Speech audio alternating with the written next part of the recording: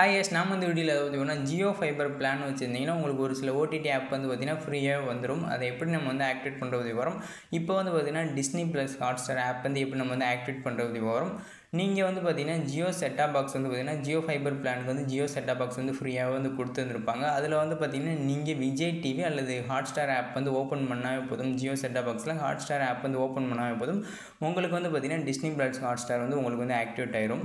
இதை எப்படி நம்ம வந்து ஆக்டிவேட் பண்ணுறதுன்னா மொபைல் ஃபோனில் வந்து பார்த்திங்கன்னா ஹாட்ஸ்டார் ஆப் வந்து இன்ஸ்டால் பண்ணி ஓப்பன் பண்ணிட்டு உதாரணத்துக்கு ஏதாச்சும் மூவிஸை வந்து நீங்கள் வந்து கிளிக் பண்ணிங்கன்னா உங்களுக்கு வந்து அமௌண்ட் பே பண்ணுற மாதிரி இருக்கும். அதில் வந்து லாகின் ஒரு ஆப்ஷன் காட்டும். அந்த லாகின் ஆப்ஷன்ஸை வந்து கிளிக் பண்ணிங்க.